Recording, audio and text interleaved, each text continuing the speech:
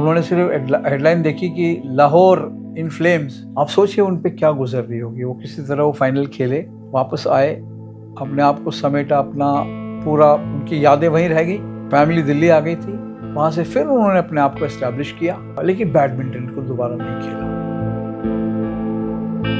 दमयंती तांबे अपने पीक पे थी, इलाहाबाद से हैं, और दमयंती सूबेदार उनका नाम था शादी से पहले। 71 वॉर में जो है उनके हस्बैंड पायलट थे, फाइटर पायलट, वो उनका जहाज गायब हो गया वॉर में, और आज तक दमयंती जी मानने को तैयार नहीं कि वो।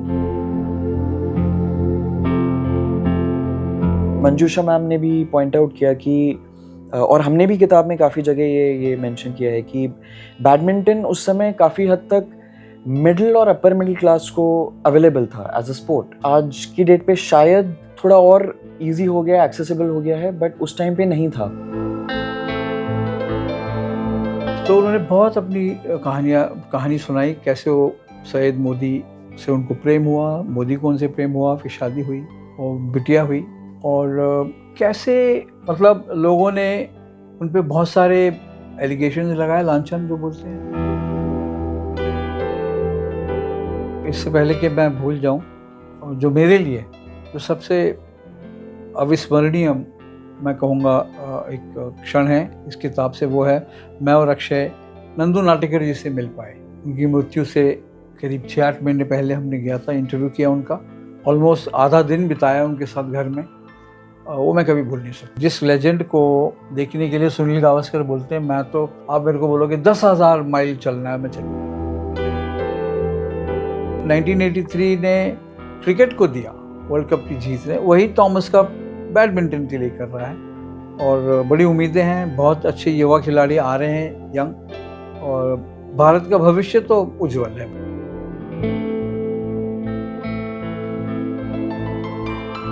मैं चाहूँगा रीडर्स बुक खरीदें और पढ़ें, और इसलिए पढ़िएगा कि आपको पढ़ के मालूम पड़ेगा कि कितना इन दोनों के बारे में गलत धारणा है लोगों की। जो आलागट्टा तो बोलती रहती है, नहीं, वो ठीक बोलती है।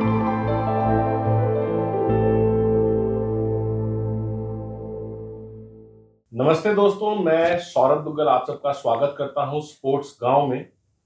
आज हम बात करेंगे अनसुनी कहानियों की, इंडियन बैडमिंटन की, और ये वो कहानियां हैं जिसके बिना इंडियन बैडमिंटन की जो जर्नी है वो अधूरी है।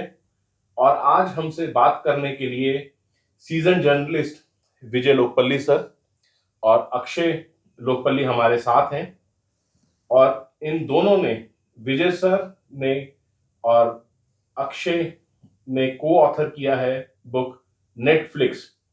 इसमें कहानियां हैं इंडियन बैडमिंटन की, वो अनसंग हीरोज की, जिनका एक बहुत बड़ा कंट्रीब्यूशन है पोस्ट इंडिपेंडेंस सिनेरियो में, अगर हम इंडियन बैडमिंटन की बात करें, क्योंकि आज इंडिया जो है वर्ल्ड के टॉप रैंक बैडमिंटन नेशंस में आता है।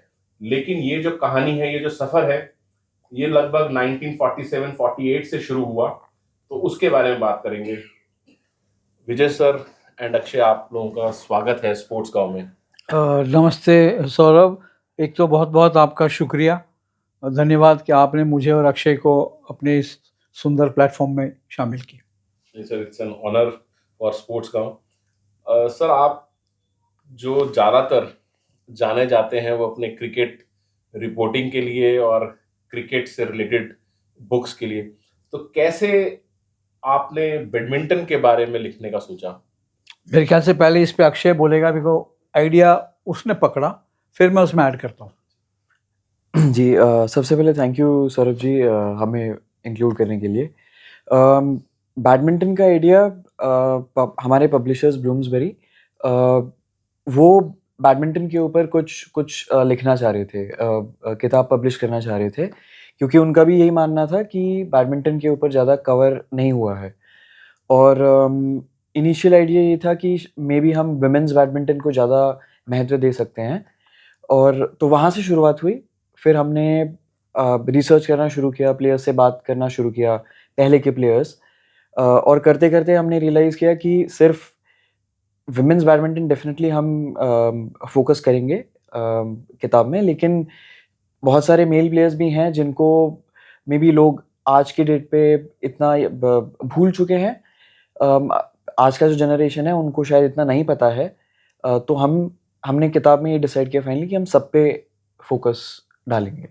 जैसे आपने वुमेन प्लेयर्स की बात करी, तो उसका जो हमारे वुमेन प्लेयर्स ने ओलंपिक मेडल जीता है, तो शायद उसकी वजह से सब चाहते थे पब्लिशर्स पहले कि वुमेन प्लेयर्स पे फोकस किया जाए, तो यही कारण था ओलंपिक मेडल्स का। आई गेस कुछ हद तक है, हो सकता है मे बी ओलंपिक मेडल्स, और ऑल्सो ये भी कारण है कि बैडमिंटन ज़्यादा करके साइना और सिंधु के नाम से ही लोग जानते हैं। अब शायद इतना नहीं, अब लक्ष्य सेन, चिराग शेट्टी, इनके नाम अब ऊपर आ रहे हैं, लेकिन शायद कुछ साल पहले तक साइना और सिंधु ही ऊपर थे। और एक जो मे बी थोड़ा बहुत बैडमिंटन फॉलो करते हैं या नहीं फॉलो करते हैं, उनको शायद सिर्फ ये दो नाम से ही बैडमिंटन वो जानते होंगे। तो शायद वो कारण हो सकता है। और एट द सेम टाइम पहले भी विमेन काफ़ी फीमेल प्लेयर्स रह चुके हैं जो जिन्होंने काफ़ी अच्छा इंडिया का नाम रोशन किया है। तो उनके ज़रिए वो बैडमिंटन की कहानी बताना चाह रहे थे। तो एंड इसके ऊपर शायद आप कुछ। सौरभ, याद होगा कि आप भी तो 2012 में गए थे ओलंपिक्स, और उसके बाद वहाँ पे साइना का पहला गोल्ड आया, मेडल आया, ब्रॉन्ज मेडल साइना नेहवाल का। फिर 4 साल बाद सिंधु। सो ये वाली जनरेशन को हम साइना या सिंधु के बारे में बताने जाएंगे तो कितनी नई चीज़ें हम बता पाते। और जो महिला बैडमिंटन जिसे जो कंट्रीब्यूशन है उसमें अगर आप देखें सौरभ, जो पुराने टाइम में जो विमेन प्लेयर्स का जो कंट्रीब्यूशन है वो कभी हाईलाइट ही नहीं हुआ। साइना नेहवाल, पीवी सिंधु सबको मालूम है, गोपीचंद, प्रकाश पादुकोणे सबको मालूम है, या सईद मोदी तक। उससे पहले अगर आप जाएंगे, बहुत ही सुंदर कहानियां हैं उनकी, कैसे उन्होंने खेल को जारी रखा, क्या क्या उन्होंने सैक्रिफाइसेस करे।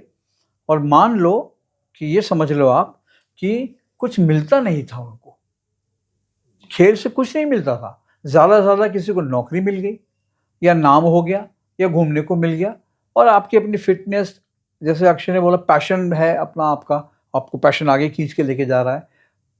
लेकिन मुझे सबसे ज़्यादा मैं कहूँगा जो सेटिस्फैक्शन उसमें ये है मेरा कि साइना और सिंधु नहीं, गोपीचंद और पादुकोणे भी नहीं, जो इसके बाहर जो खिलाड़ी हैं जिन पे कभी जिनको तवज्जो नहीं दी गई कि ये भी इन्होंने भी अचीव किया है।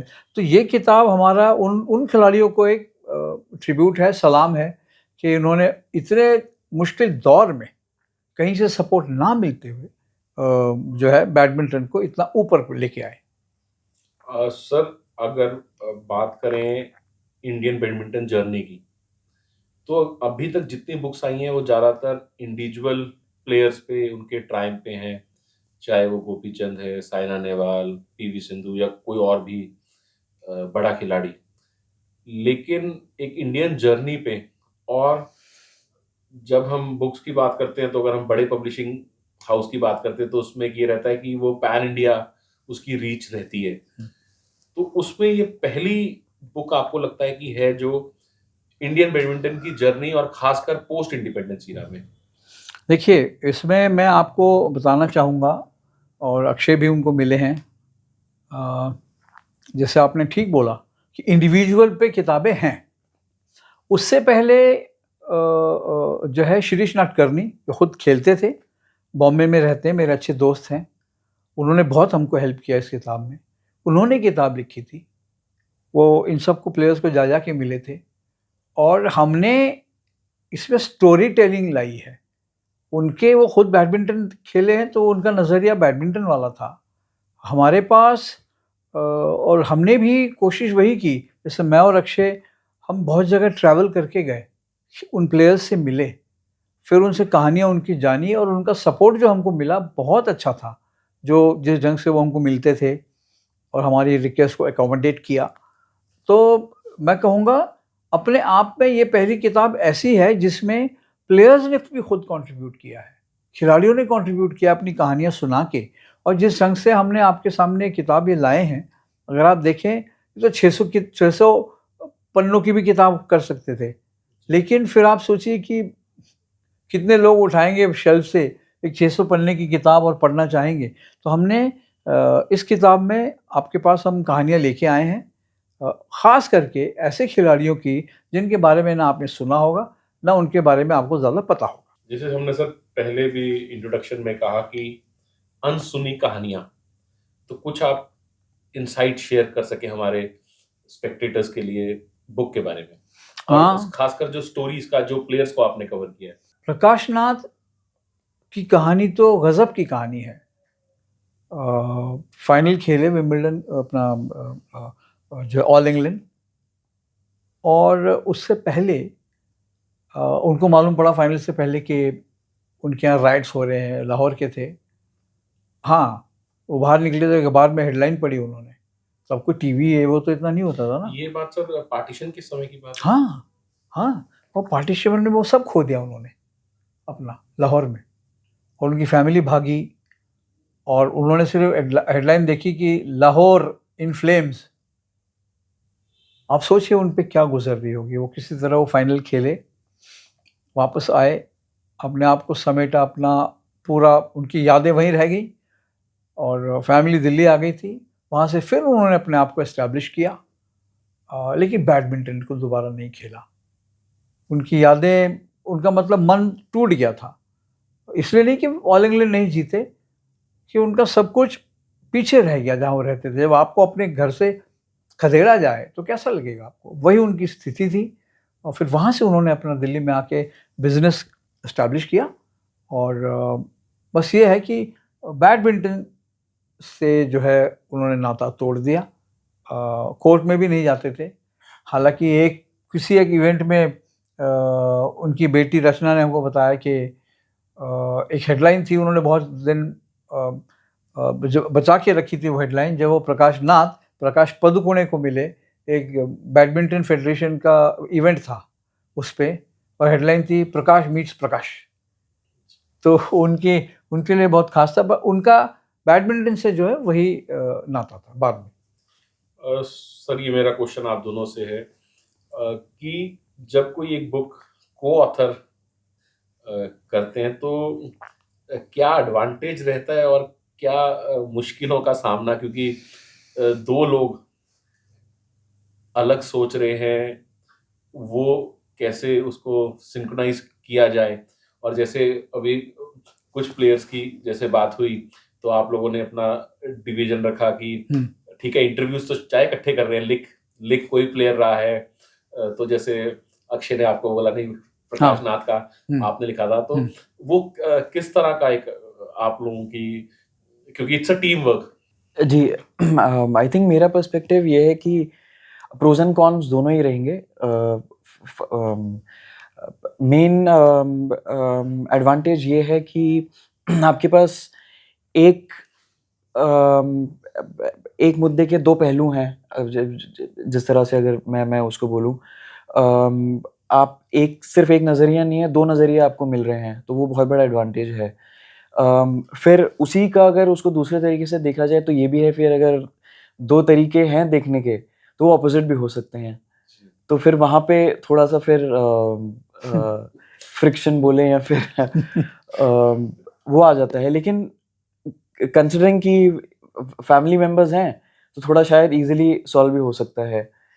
जो आई थिंक हम दोनों ने काफ़ी टाइम काफ़ी इशूज़ पे डिसएग्रीमेंट्स हुए, लेकिन एक दूसरे के, आई थिंक मैंने उनसे पेशेंस सीखा, उन्होंने शायद थोड़े नए जनरेशन के आइडियाज़ एक्सेप्ट करना शायद सीखा, जो शायद मेरे को लगता है। एंड शायद मेरी मदर की हेल्प से भी थोड़ा कुछ डिसएग्रीमेंट सॉल्व हुए कि कहीं ना कहीं दूसरे को एक्सेप्ट कर लेना चाहिए फाइनली। बट हाँ, ये कुछ हद तक ठीक है, बट ऐसा नहीं हुआ कि बहुत बड़े भी कोई इश्यूज थे, ऐसा कोई मतलब कारण भी नहीं है। हाँ, क्योंकि मेन बात तो थी कि कहानी सुनाने का, लिखने का एक तरीका सोच का सिर्फ अलग हो सकता है, लेकिन एंड ऑफ द डे तो आप दोनों का मोटिव यही था कि उन प्लेयर्स को सामने लाना जो कहीं ना कहीं खो गए थे। खो तो गए थे। अब ये थोड़ा-सा बड़े कम उसमें इसने ये मुझे क्रिटिसाइज़ नहीं कर पा रहा है, पर ये था कि हमें बाँटने में तो मुश्किल नहीं रही कि कौन चैप्टर, क्योंकि इसको लगा कि पापा ये आप थोड़ा बेटर कर लोगे क्योंकि आपके टाइम के हैं। बट दिनेश खन्ना से बात की, अक्षय फिर रिसर्च किया। अब दिनेश खन्ना तो उसको बड़ा मज़ा आया लिखने में, और मेरा ये था कि मैं अपने आप को उस पे थोपूँगा नहीं। मेरे अपने विचार हैं, मेरा अपना स्टाइल है, और उस जहाँ तक अक्षय का बात है, वो एक नई सोच लाया। कई चीज़ों में मैं देखता था कि नहीं, ये डिफरेंटली देख रहा है इसको, और ठीक देख रहा है क्योंकि ये निष्पक्ष है। मेरा थोड़ा-सा बायस हो सकता है कि मैं पदुकोणे के खिलाफ क्रिटिसिज़्म बर्दाश्त नहीं कर सकता हूँ उनके बारे में, और इसमें हमारे 1-2 बार विवाद भी हुआ। तो इसका कहना ये था कि नहीं, अगर कुछ गलत किया है तो गलत हमको हाइलाइट करना पड़ेगा, पर ऐसी सिचुएशन आई नहीं। और बेस्ट ये था कि जब ये काम करता था, इसको बड़ा शौक है रिसर्च, मतलब बिल्कुल घुस जाएगा अंदर पाताल में, वहाँ से निकाल के लाएगा कोई चीज़। एक-एक चीज़ के लिए इसने बहुत समय दिया, लाइब्रेरीज़ में जाके, मैगज़ीन्स में पढ़ के और प्लेयर्स से बात करके। सो वो एक अच्छा था, पर मुझे खुशी ये है कि हमारे में विवाद होते थे, वो अलग बात, बट हमने प्लेयर्स ठीक चुन लिए थे। उसको पता था कि वो किन प्लेयर्स के बारे में लिखते हुए कंफर्टेबल रहेगा, और मुझे भी ज़ोर नहीं देना पड़ा कि नहीं तू ये लिख या मैं ये लिखूँ। सो उस हिसाब से फिर फ्लो बनता गया।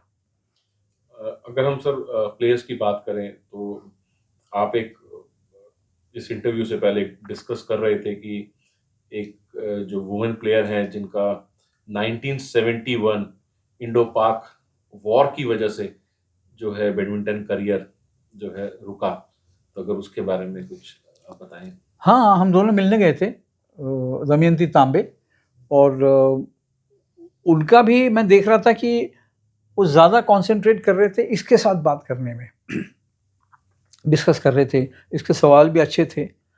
और जो आपने ज़िक्र किया वो ये था कि दमयंती तांबे अपने पीक पे थीं, इलाहाबाद से हैं, और दमयंती सूबेदार उनका नाम था शादी से पहले। फिर वो 71 वॉर में जो है उनके हस्बैंड पायलट थे, फाइटर पायलट, वो उनका जहाज़ गायब हो गया वॉर में 71 में, और आज तक दमयंती जी मानने को तैयार नहीं कि वो जो है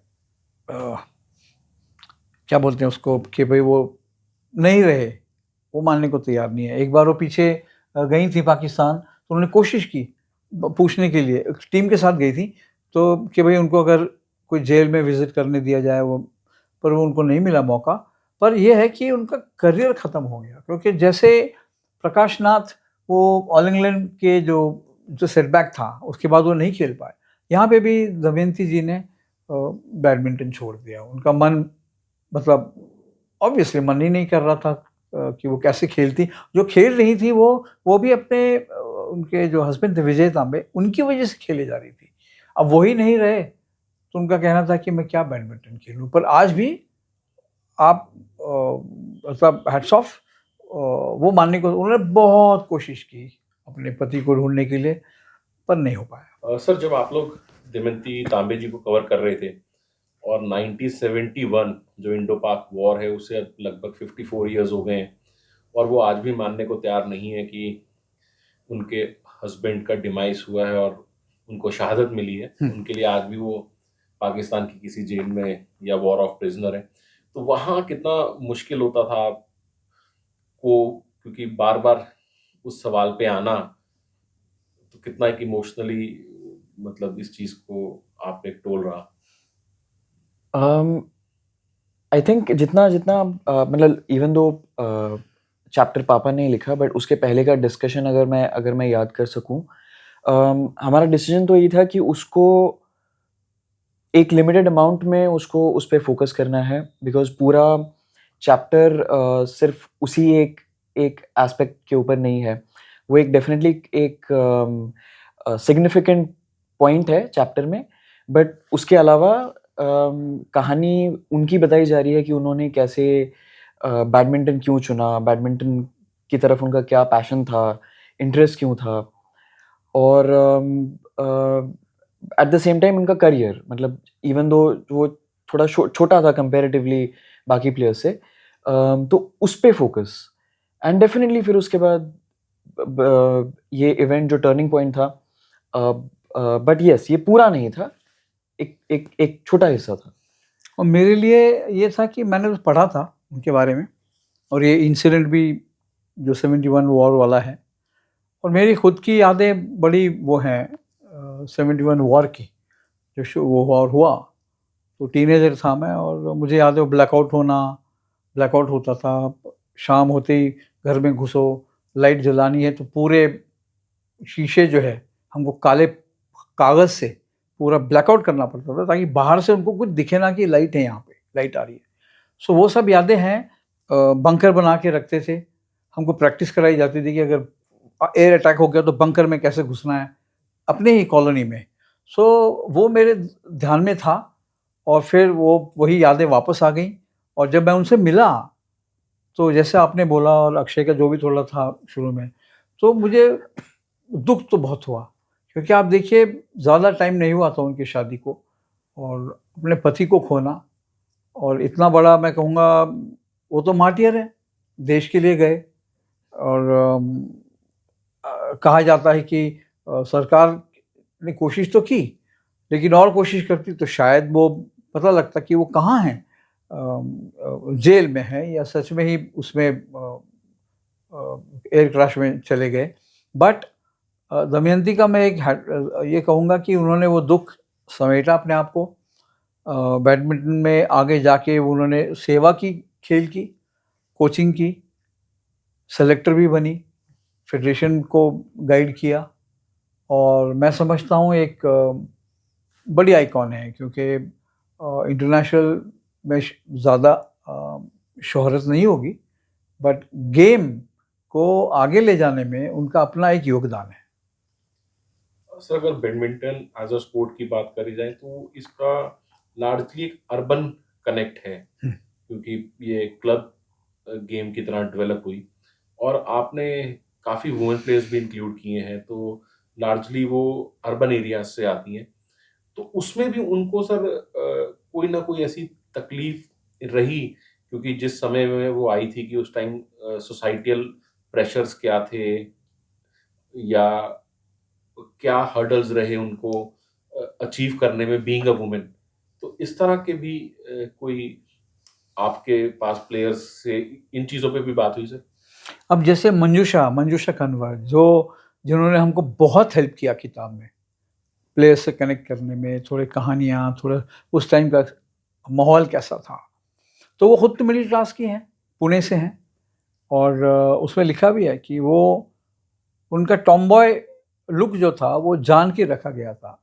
आप तो मिले हैं जी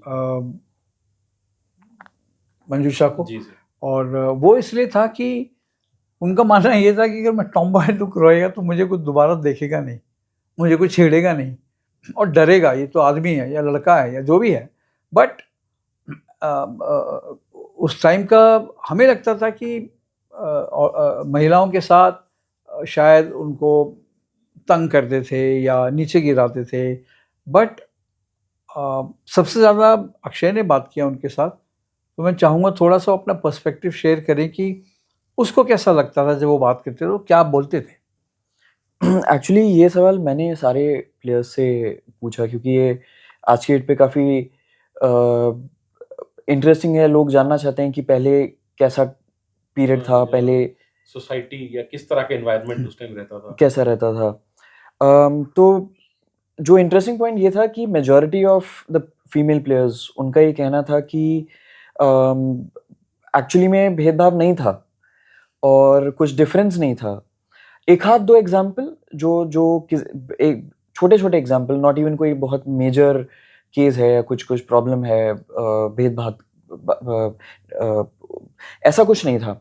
but at the same time एक चीज़ अगर अगर ध्यान दिया जाए, जो इनफैक्ट मंजूषा मैम ने भी पॉइंट आउट किया कि और हमने भी किताब में काफ़ी जगह ये मेंशन किया है कि बैडमिंटन उस समय काफ़ी हद तक मिडिल और अपर मिडिल क्लास को अवेलेबल था एज अ स्पोर्ट। उस टाइम की बात भी, मतलब आज आज की डेट पे शायद थोड़ा और इजी हो गया, एक्सेसिबल हो गया है, बट उस टाइम पे नहीं था। तो कहीं ना कहीं शायद वहाँ पे वो एक इंटरेस्टिंग पॉइंट है सोचने के लिए कि उस टाइम का सोशल फैब्रिक कैसा था। कि मतलब अपर और मिडिल क्लास की अगर फीमेल्स हैं तो शायद वहाँ पे उतना भेदभाव भेदभाव नहीं होता था।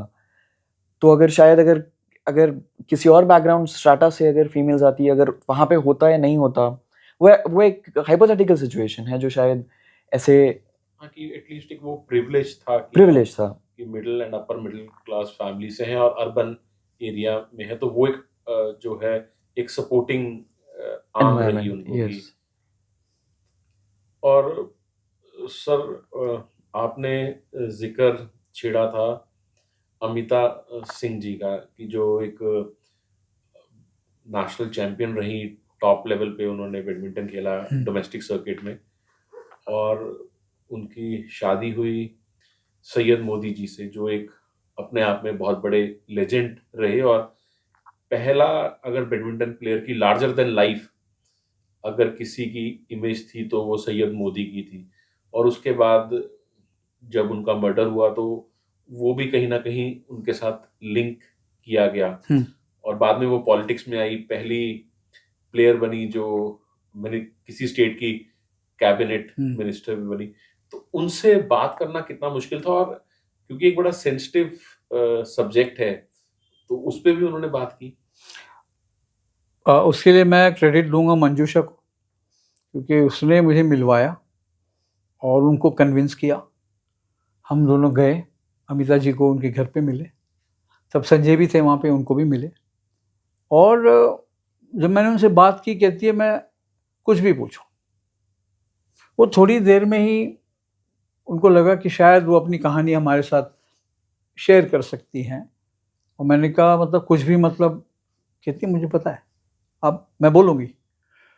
तो उन्होंने बहुत अपनी कहानी सुनाई, कैसे वो सैयद मोदी से उनको प्रेम हुआ, मोदी को उनसे प्रेम हुआ, फिर शादी हुई और बिटिया हुई। और कैसे मतलब लोगों ने उन पे बहुत सारे एलिगेशंस लगाए, लांछन जो बोलते हैं, और उस सबको उन्होंने अपने उसमें किया कि भाई अब जो भी है, सीबीआई इंक्वायरी हुई, उसमें से बाहर आए। उन्होंने कोर्ट उसमें है, उन्होंने सब बात की है अपनी। और देखिए वहाँ से वो सबसे बात बढ़िया ये है कि अभी भी वो सैयद मोदी के परिवार से संपर्क में है। इतना सब हो गया, लोगों ने क्या क्या नहीं बोला उनके बारे में। और फिर बाद में जाके ऑफ कोर्स संजय जी से उनका शादी हुआ, उन्होंने मंत्री बनी, बहुत सारे स्कूल का काम करती हैं, उनके स्कूल्स हैं, स्कूल चलाते हैं, बच्चों को फ्री एजुकेशन देना। और बैडमिंटन से दूर चली गई। तो अब पिछले 2 साल में वो बैडमिंटन की दुनिया में वापस आई हैं, दिल्ली बैडमिंटन में इन्वॉल्व हैं एज प्रेसिडेंट। टूर्नामेंट्स कराती हैं, अपने पैसे खर्चती हैं, प्राइज़ मनी देती हैं अच्छे अच्छे बच्चों को, ताकि खेल चलता रहे। और मेरा मानना ये है कि वो जो उनके आगे जो उन्होंने सोचा है, अगर वो इम्प्लीमेंट कर पाएंगी तो दिल्ली बैडमिंटन और फिर आगे जाके इंडियन बैडमिंटन के लिए बहुत अच्छा होगा। क्योंकि अमिता की सोच बड़ी प्रोग्रेसिव है, आगे क्या सोचती है, विजन है, और प्लेयर्स उनकी जान पहचान के हैं सारे। तो पीछे जब मैं मिला था तो उनके इवेंट पे हम गए थे, मैं और अक्षय, फाइनल्स थे दिल्ली के। तो उधर शिरीष नटकर्णी आए, दमयंती तांबे, दिनेश खन्ना। अगर ये ख़राब होती तो वो क्यों जुड़ते। Definitely sir. हाँ, और जैसे सर अक्षय से बात हो रही थी पहले, तो अक्षय ने बताया कि जो बैडमिंटन स्पोर्ट है मिडिल क्लास और अपर मिडिल क्लास का रहा 70s या उससे पहले के दौर में, और इवन 80s 90s तक। तो एटलीस्ट जो वुमेन प्लेयर है उनको घर से निकल के ग्राउंड तक जाने की दिक्कत नहीं रही। लेकिन फिर भी जिस हमारी जो सोसाइटी है, आज भी मेल डोमिनेटेड सोसाइटी है, तो करेक्टर एसिसिनेशन करने में समय नहीं लगता, और वो भी एक लेडी को इसलिए ही फेस करना पड़ता है क्योंकि वो लेडी है। तो अमिता सिंह जी के साथ भी जैसे ये हुआ, तो वहाँ एक आपको लगता है कि सर जेंडर डिस्पैरिटी कहीं ना कहीं रहती है, और एक खासकर लड़कियों को एक मेंटली स्ट्रांग जो है, अपनी मेंटल स्ट्रेंथ दिखानी है अगर उन्हें आगे बढ़ते रहना है। मेरे ख्याल से हर फील्ड में है। अगर आप देखें आज तो हर फील्ड में अब कोशिश की जा रही है कि जेंडर बायस ना हो। तो इसका मतलब था, ये तो आपको एक्सेप्ट करना पड़ेगा। और मैं मानता हूँ कि जो हमारे महिला खिलाड़ी हैं ना, वो पुरुषों से मेंटली ज़्यादा स्ट्रांग है। एक तो हमारा कल्चर अगर आप देखें, महिला ही घर की इंचार्ज है, वही घर चलाती है, काम पे भी जाती है, किचन का भी काम करती है, बच्चों को बड़ा करना, अपने हस्बैंड को देखना, अपने इन लॉज को सेवा करना, अपने खुद के पेरेंट्स। तो महिला मेरी नज़र में तो पुरुषों से बहुत आगे हैं। सिर्फ यही है कि आपने उनको पहले मौका नहीं देते थे क्योंकि आपको डर लगता था कि ये हमसे आगे निकल जाएंगी, और आज वही हो रहा है। वो आपके साथ पुलिस में है, फौज में है, हवाई जहाज़ उड़ा रही है, आईटी सेक्टर में आप देख लो महिलाएं, लिखने में देख लो महिलाएं आगे हैं, जो अवार्ड विनिंग हमारी ऑथर्स हैं महिलाएं ज़्यादा। सो खेल में भी यही है। खेल में पहले से था जेंडर बायस, उसको वो तोड़ के बाहर आती थी। वरना मैं तो कहूँगा कि अगर आप देखें मिक्स डबल्स जब होता था, जो एक इवेंट है, उसमें भी महिला ज़्यादा डोमिनेट करती थी मेल से। मेल का रोल लिमिटेड, पर महिलाएं हमेशा से मैं कहूँगा बहुत एक्टिव रही हैं। और इस किताब के दौरान हमने भी देखा कि जो महिला प्लेयर आगे आई, अपने आप में एक वो कमाल थी। आपके सर इसमें एक चैप्टर है अनसंग हीरोज, तो अगर आप कुछ सर जो इंडियन बैडमिंटन के अनसंग हीरोज जिनको लोग बहुत कम जानते हैं, नेट पे भी बहुत कम अवेलेबल है उनके बारे में इंफॉर्मेशन, तो उस पे अगर कुछ लाइन डाल पाए कुछ ऐसे नामों पर। अनसंग हीरोज में मैं कहूँगा जो ऐसे लोग थे जैसे प्रकाश पादुकोणे दिल्ली आए, वो विक्रम बिष्ट के घर में रहते थे। उनके साथ विक्रम बिष्ट मतलब मधुमिता के हस्बैंड, और मंजूषा के हस्बैंड अजय, ये और विक्रम बिष्ट प्रकाश पादुकोणे को प्रैक्टिस कराते थे। तो ये है अनसंग हीरोज, पीछे से काम कर रहे हैं। टीम में भी थे, इंडियन टीम में भी ट्रैवल भी किया उन्होंने, पर उनका काम ये था कि खुद का कंट्रीब्यूशन करना है, लेकिन इतनी प्रैक्टिस अगर प्रकाश को चाहिए तो ये लोग आगे आते थे। तो ये तो पीछे रहे ना, आपने किसी ने ये तो नहीं लिखा कि प्रकाश पादुकोणे को किसने प्रैक्टिस कराई। सो ये मेरे लिए अनसंग हीरोज हैं। और ऑफ कोर्स जो हमारी किताब के जो हीरो हैं, मैं मानता हूँ वो हैं लेरॉय डीसा। लेरॉय डीसा एक गजब की पर्सनैलिटी है। वो उन्होंने हमेशा अपने आप को पीछे ही रखा, पर जैसे अक्षय ने लिखा है, जो जानता है, कि जो महिला प्लेयर्स थी वो बहुत कंफर्टेबल रहती थी लेरॉय के साथ। हाँ, आई थिंक जब इंडियन डबल्स की बात की जाती है तो वो एक नाम है जो सबसे पहले आता है, जिन्होंने डबल्स को एक चेहरा दिया। और वहाँ से इनफैक्ट डबल्स, जैसे उन्होंने भी मेंशन किया है किताब के लिए, कि उनके आने के बाद से फिर डबल्स को इम्पोर्टेंस देना शुरू हुआ, बिकॉज़ कहीं न कहीं उसमें उनका योगदान था, क्योंकि उनका खुद का टैलेंट और कंट्रीब्यूशन टू डबल्स एंड हाँ, उनकी पर्सनैलिटी के बारे में अगर कुछ बोला जाए तो बहुत फ्रेंडली नेचर के, जिनके स्टोरीज़ बाकी के प्लेयर्स याद करते हैं, जिनके साथ मोमेंट्स बाकी के प्लेयर्स याद करते हैं। मे बी एक दो अगर कुछ शेयर किया जाए, ट्रेन में वो साथ में ट्रैवल करते थे कैंप्स को जाने के लिए, या फिर कैंप ख़त्म होने के बाद मैच से पहले वो शहर एक्सप्लोर करते थे साथ में, जो शायद हम नॉर्मली फ्रेंड्स के साथ बहुत लोग करते ही हैं, बट वो सिर्फ कैंप्स के ड्यूरिंग ही मिलते थे वो। तो उनके साथ मिलना जुलना, वो सारे स्टोरीज़ वो उन्होंने एक्सप्लोर किया है, हमें बताया, शेयर किया है उन्होंने। और हाँ, ये पर्सनालिटी एस्पेक्ट शायद उनकी हमने और ये सारी जो स्टोरीज हैं ये नेटफ्लिक्स में है। जी बिल्कुल हैं। और डबल्स में एक हम नाम भूल रहे हैं, उदय पवार, जो लेरॉय के जो पार्टनर साथी थे। और एक और मैं भूल ना जाऊं, दो हैं जिनमें से एक है अमित घिया। उनको मिलके मुझे इतना अच्छा लगा, और जब भी वो बात करता हूँ मैं, वो हमेशा मेरे लिए पूछते हैं, पर उसको इनकरेज बहुत करते हैं, उसके बारे में पूछते हैं। जो है, अब जैसे इसने लिखा तो उनको बहुत पसंद आया अपना चैप्टर, वो जो अक्षय ने लिखा। और उनको देख के मुझे लगता ही नहीं कि वो इतनी टाइटल्स जीते हैं। इतनी शांत स्वभाव की महिला हैं। और उसके ऑपोजिट जो कहते थे कंवल ठाकर सन, वो हम इनको मिलने आए थे।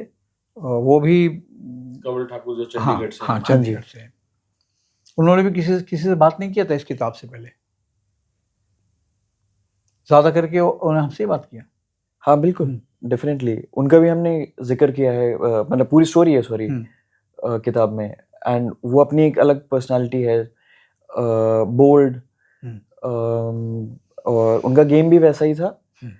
एंड उन्होंने पूरा अपना डिस्क्राइब किया है कि कैसे वो आर्मी बैकग्राउंड से उनको, अगेन वही एक एग्जांपल जिनको थोड़ा प्रिविलेज था, जिम खाना, क्लब्स, उनके थ्रू उनको बैडमिंटन को एक्सेस था बहुत पहले से ही। उनके मदर खेलते थे बैडमिंटन, तो वो भी एक ज़रिया था इंट्रोड्यूस होने के लिए बैडमिंटन को। और फिर उनकी स्टोरी, वो काफ़ी उन्होंने सिटीज़ चेंज किए, फाइनली वो आके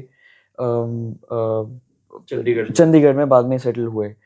तो उनकी स्टोरी है, काफ़ी इंटरेस्टिंग है। उनकी ट्रेनिंग्स उन्होंने डिस्क्राइब किए हैं हमारे साथ। तो यस, डेफिनेटली वो भी एक इंटरेस्टिंग स्टोरी होगी रीडर के लिए। नहीं, डेफिनेटली सर, क्योंकि हम इसमें इतना कुछ जानने का जो है एक अवसर मिल रहा है, और कि जो एक 47 से आज तक की लगभग 7 डिकेड्स की जो स्टोरी है वो आपके थ्रू जो है लोगों तक पहुंच रही है। और ये अमेज़न और नेट पे भी अवेलेबल है ये। हाँ बिल्कुल। अमेज़न पे ऑर्डर लिंक है, तो डेफिनेटली टाइटल के साथ इजीली डिस्कवर हो जाएगा मतलब। और मैंने देखा शॉप्स में अच्छी तरह, जैसे आपके चंडीगढ़ में ही मैं गया था, कैपिटल बुक डेपो, उन्होंने बहुत अच्छे से डिस्प्ले किया हुआ है किताब। और कल शाम को गया था मैं वहाँ, और एयरपोर्ट पे है या बड़ी बड़ी शॉप्स में है जो है किताब अवेलेबल है अब। और ऑब्वियसली अमेज़ॉन से आप ऑर्डर कर सकते हैं एक। और इससे पहले कि मैं भूल जाऊँ, और जो मेरे लिए जो सबसे अविस्मरणीय मैं कहूँगा एक क्षण है इस किताब से, वो है मैं और अक्षय नंदू नाटेकर जी से मिल पाए। उनकी मृत्यु से करीब 6-8 महीने पहले हमने गया था, इंटरव्यू किया उनका, और ऑलमोस्ट आधा दिन बिताया उनके साथ घर में। वो मैं कभी भूल नहीं सकता हूँ। और मे बी उनका वो लास्ट इंटरव्यू। हाँ, वो लास्ट है। वो पक्का है। उसके बाद वो देते ही नहीं थे इंटरव्यू, तब कमज़ोर थे, मतलब बीमार रहते थे। उनके बेटे को मैं जानता हूँ, गौरव, जो टेनिस खेला इंडिया के लिए, तो उसने कहा कि नहीं आप आइए। तो हम दोनों हैदराबाद में थे, वहाँ से गए उनको मिलने। मुझे मिल के बहुत अच्छा लगा कि एक लेजेंड, जिस लेजेंड को देखने के लिए सुनील गावस्कर बोलते हैं, मैं तो, आप मेरे को बोलोगे 10,000 माइल चलना है, मैं चलूँगा। नंदू नाटेकर जी और प्रकाश पादुकोण। और ये मेरा सर आखिरी सवाल है, एक सवाल आपसे और एक अक्षय से। आपने क्रिकेट बहुत कवर किया, और क्रिकेट एक बहुत पॉपुलर स्पोर्ट है, लेकिन अब बैडमिंटन भी जो है एक काफ़ी पॉपुलर स्पोर्ट है, और लगभग इंडिया में और खासकर शहरों में हर घर में आपको बैडमिंटन रैकेट मिलेगा। और हर मतलब जने ने कभी ना कभी अपनी उम्र में बैडमिंटन ज़रूर खेला होगा। तो सर, आप किस तरह से सिमिलैरिटी, जिस तरह से पॉपुलैरिटी बढ़ रही है बैडमिंटन की और क्रिकेट की ऑलरेडी है, तो उसको किस तरह से देखते हैं, या अभी बैडमिंटन को थोड़ा और समय लगेगा? मैं समझता हूँ ये अच्छा दौर है बैडमिंटन के लिए। हमारे पास अचीवर्स तो हैं, शुरू से हम देखते आए हैं, इस किताब में आप देखिएगा सारे अचीवर्स हैं। और ओलंपिक्स में तो ऑफ कोर्स प्रकाश के टाइम पे तो था नहीं। गोपी चंद भी ऑल इंग्लैंड जीते हैं, उन्होंने कोचिंग अच्छी की है, एक विजन था उनका। फिर साइना और सिंधु मेडल लाए। महिला बैडमिंटन को तो बहुत बूस्ट मिला, और इसी के साथ साथ बैडमिंटन को, तो जब बैडमिंटन में आप ये तो नहीं करेंगे कि सिर्फ महिला खेलेंगी, नहीं, तो पुरुष भी आने लगे, बच्चे आने लगे, दायरा बढ़ा। लक्ष्य सेन है, सात्विक और चिराग, इन्होंने एक डबल्स की जोड़ी इतनी अच्छी बनाई है। थॉमस कप जीते हैं आप। मेरे लिए थॉमस कप जीतना ऐसा है जैसे 1983 में वर्ल्ड कप, जो 1983 ने क्रिकेट को दिया वर्ल्ड कप की जीत ने, वही थॉमस कप बैडमिंटन के लिए कर रहा है। और बड़ी उम्मीदें हैं, बहुत अच्छे युवा खिलाड़ी आ रहे हैं, यंग, और भारत का भविष्य तो उज्जवल है बैडमिंटन में। अक्षय, आपका क्या टेक है पॉपुलैरिटी ऑफ बैडमिंटन और फ्यूचर जो बैडमिंटन का? आई थिंक पॉपुलैरिटी शायद एक चीज़ जो मैं समझता हूँ वो सिंधु साइना के टाइम से ही पॉपुलैरिटी थी स्पोर्ट की ऑलरेडी। और एट द सेम टाइम शायद जैसे आपने मेंशन किया कि बैडमिंटन एक ऐसा स्पोर्ट है जिससे सभी वाकिफ़ हैं, मतलब बहुत इजीली एक्सेसिबल है। मे बी अच्छे कोर्ट्स अभी भी इतने शायद इजीली अवेलेबल नहीं हैं हर किसी के लिए, बट आप अपने वरांडा में एक फटा हुआ पर्दा भी अगर लगा लें, उससे भी आप बैडमिंटन खेल सकते हैं। और तो उस सेंस में हम, जैसे पापा ने भी मेंशन किया कि हमारे अचीवमेंट्स अभी भी हैं। थॉमस कप हमारे पास 22 में आया है। हमारे प्लेयर्स अभी भी ओलंपिक्स के क्वार्टर्स तक, इस ओलंपिक्स में हमारे पास मेडल नहीं आया, बट हम उस स्टेज पे हैं। हम फाइट मेडल के लिए कर रहे हैं। हाँ, हमारी फाइट मेडल के लिए ही है। तो थोड़ा सा वो मे बी जो इस खेल को ज़्यादा डीपली कवर करते हैं वो शायद और अच्छे से बता पाएँ, लेकिन हम ऑलमोस्ट वहीं पे हैं, और ऐसा नहीं है कि हम नीचे उतरे हैं। सो आई बिलीव स्पोर्ट उतना ही पॉपुलर है अभी भी। क्रिकेट का मे बी वो सेंटर स्टेज अभी भी है, but at the same time ये भी सुनने में आ रहा है अब कि शायद क्रिकेट थोड़ा सा पीछे जा रहा है, तो विच मीन्स कि बाकी स्पोर्ट्स को और इम्पोर्टेंस मिल सकता है फ्यूचर में, या जो अगर जगह बन रही है। और अगर जगह बन रही है तो वो स्पोर्ट ज़्यादा और ऊपर आएगा जो ऑलरेडी दूसरे या तीसरे नंबर पे अच्छा कर रहा है, विच इज़ बैडमिंटन।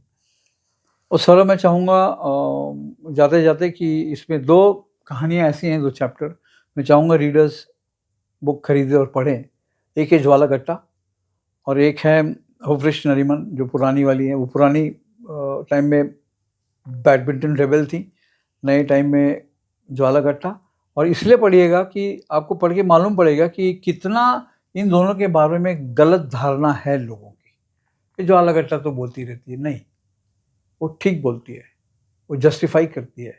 अपने टाइम में हुफ्रेश भी थी, वो भी जस्टिफाई करती थी। उसमें चैप्टर में आप पढ़ेंगे तो आपको पता लगेगा कि उनके साथ कितनी नाइंसाफ़ी हुई, बाद में ज्वालागट्टा के साथ भी कितनी नाइंसाफ़ी हुई। नहीं, डेफिनेटली सर। और इस बुक में जिस तरह से आपने हमारे साथ कहानियाँ शेयर करी हैं कि पार्टीशन के समय से लेकर 2024-25 पेरिस ओलंपिक्स, टोक्यो, किस तरह से जो है ग्रोथ बैडमिंटन की जो है बढ़ रही है, और अभी क्रिकेट के बाद की जो स्पेस है वो ऑलमोस्ट बैडमिंटन ने ले ली है या लेने के लिए तैयार खड़ा है।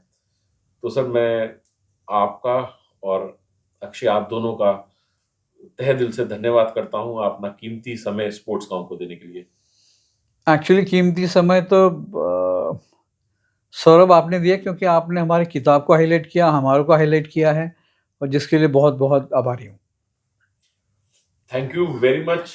दोस्तों, आप लोग स्पोर्ट्स गांव के साथ जुड़े रहें, और जिसने भी स्पोर्ट्स गांव को सब्सक्राइब नहीं करा है तो प्लीज स्पोर्ट्स गांव को सब्सक्राइब कर लें, क्योंकि कहीं कोई कहानी आप लोगों से मिस ना हो जाए। Thank you. Like, share and subscribe. Yes, like, share and subscribe.